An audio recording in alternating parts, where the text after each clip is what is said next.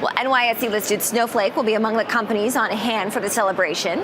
Earlier this year, the company's CMO, Denise Person, and former Chief Revenue Officer, Chris Degnan, joined me on the trading floor to talk more about a book that they recently published and offer an inside look at this company's early stages of growth. Let's take a look. I joined Snowflake almost 12 years ago, and never in my wildest imaginations did I ever think that it would be the company it is. To have us up here in the New York Stock Exchange, to go public, to have the largest software IPO ever, is just so surreal. So it's so exciting to see how we grew with our customers and really how the company has grown to what it is today. Such an awesome company. What would you say, Denise, in terms of celebrating this milestone? What does it mean to you? No, just super amazing to be here. And we did our IPO back in the COVID days, so we were all sitting at home in our yoga pants, right, during the IPO. So it's super special to be here in person. I mean, it's a huge milestone to go public for all companies, but we were always reminded by our CEO back then, Frank Slootman, is that, oh, this is just a milestone and a special time, but what's most important is really what's coming next. So being here now 5 years later, at that point 5 years ago we had done 130 million that quarter, and we have crossed now well over $1 billion per quarter. So it's really the celebration, I think, is really about that journey from 5 years ago to now. So yeah, an impressive journey, absolutely. And of course, you mentioned, Chris, earlier that this was the biggest software IPO that Wall Street had ever seen. What were some of the key decisions or turning points that led to this growth? Well, I think early on we focused on our values, and I think the number one value we put out there was putting our customers first. And the organization, the sales organization that I built alongside with my partner in marketing with Denise, was we were hyper focused on acquiring new customers and making them super successful. So we were really early on in the consumption business model. Not a lot of companies did consumption, maybe Amazon did, and that was about it. So we drove a new business model. We drove a hyper focus on making our customers successful and a hyper focus on growing our customer base. And that's really, I think, what we built from an organization. And my partner in Denise, she helped me do that. So I think it was just magic in a bottle for us.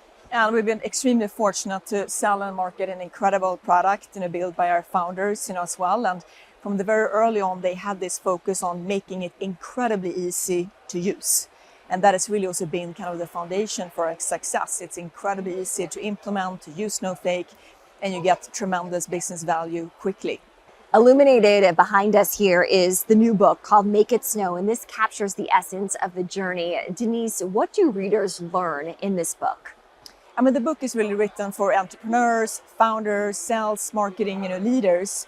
And we're taking them behind the scenes, really what went on from the day when Chris joined as employee 13. This was well before the product was even, ready. There was not even a website. There was really nothing to sell, but he was there to start selling.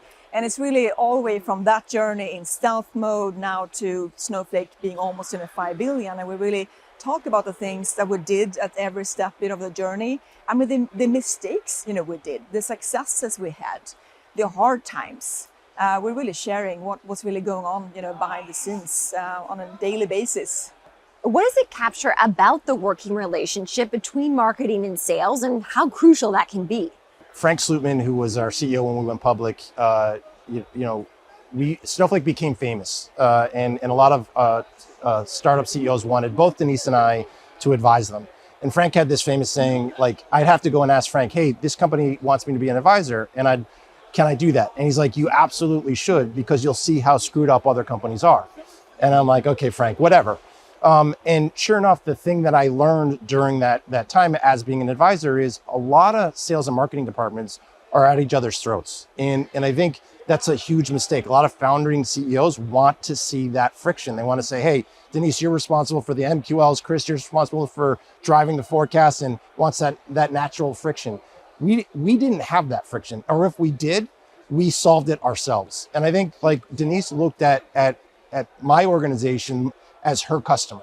And I think she came in and said, Chris, I don't want to talk about MQLs. I just want to talk about qualified meetings and making sure that we make your sales reps productive. And that was one of those like, oh my gosh, like what a great partner to come in and immediately say that and lean in. So I think that's what really one of the core messages that we give during the book is that we really encourage founding CEOs and CEOs in general to create this symbiotic relationship between sales and marketing. And that's a lot of what we talk about in some of the things that we did to build that relationship. I think most time sales and marketing leaders, they have the best intention from the beginning, but something goes wrong along the way, right? You think you have the same priority, but instead you go out and executing on different things, and it's such a big, waste.